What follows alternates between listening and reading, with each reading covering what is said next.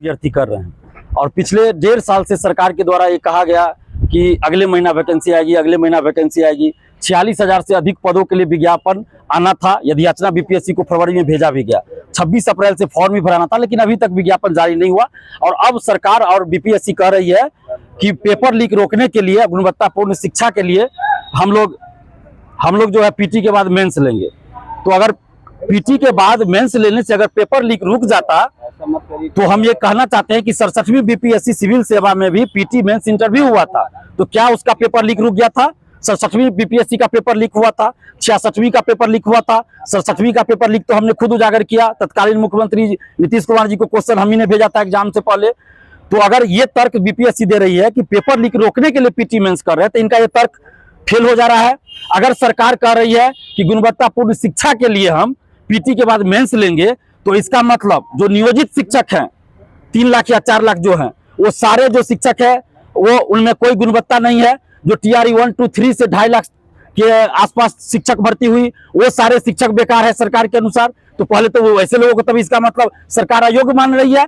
हमारा सिर्फ इतना कहना है कि पीटी के बाद मेंस लेने से अगर पेपर लीक रुक जाता है तो बीपीएससी और सरकार ये गारंटी दे कि अगर इसके बाद भी पेपर लीक होता है तो बीपीएससी और सरकार क्या करेगी? क्या परीक्षार्थियों को 10-10 हजार रुपया मुआवजा बीपीएससी देगी और सरकार देगी? अगर नहीं तो फिर क्या फायदा पीटी के बाद मेंस लेने से? सरकार और बीपीएससी ये भी करे कि पीटी के बाद आप मेंस लेंगे तो सैलरी भी उनका उसके अनुसार होना चाहिए।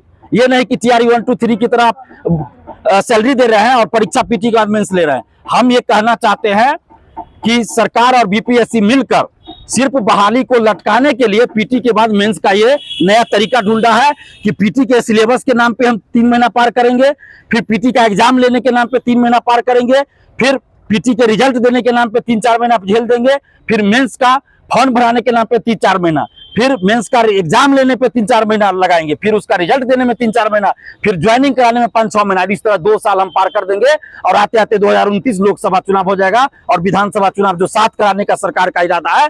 तो यानी कि टीआरई 4 की बहाली को खींचकर ये 2029 लोकसभा और विधानसभा चुनाव तक ले जाना चाहते हैं। ये लाखों अभ्यर्थियों के साथ छलावा है, धोखा है।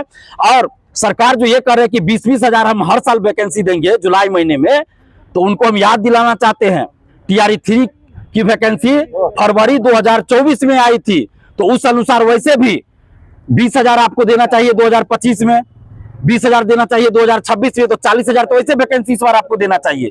तो हम सरकार से और शिक्षा मंत्री जी से और खासकर मुख्यमंत्री जी से हाथ जोड़कर विनती करते हैं कि 46,000 से अधिक सीटों पर जो याचना बीपीएससी को भेजी गई थी फरवरी महीने में, उसको आप विज्ञापन के रूप में जारी कीजिए और टीआरई 4 में सिर्फ और सिर्फ एकल परीक्षा हो, एक परीक्षा हो। और आपको जो भी करना है एक्सपेरिमेंट आप टीआरई 5 से कीजिए, टीआरई 5 से कीजिए और उसकी सूचना आप अभी जारी कीजिए। ये हम सरकार से मांग कर रहे हैं। नहीं तो फिर 8 मई को जो आंदोलन हुआ था, जिसमें 50,000 लगभग स्टूडेंट पूरे पटना में आ गए थे, उससे भी बड़ा आंदोलन हम लोग अगस्त महीने में करेंगे, शुरुआत में ही, अगस्त शुरुआत में ही। शिक्षा मंत्री जी ने पहले क्या कहा कि जुलाई में हम विज्ञापन दे देंगे, जुलाई में विज्ञापन दे देंगे, फिर क्या कहा 25 जुलाई तक विज्ञापन देंगे, फिर उनका बोली बदल गया कि 25 जुलाई तक यदि याचना भेजेंगे, फिर वो कह रहे हैं 25 जुलाई तक यदि याचना तैयार करने के लिए अधिकारियों को भेजे। तो ये नहीं चलेगा, हर हाल में जुलाई में हम लोग को विज्ञापन चाहिए, नहीं तो फिर इसके बाद बहुत बड़ा आंदोलन होगा। और एक बात और हम बोल देते हैं, अभी 11 साल से हम बिहार में अभ्यर्थियों के लिए, युवाओं के लिए लड़ाई लड़ रहे हैं।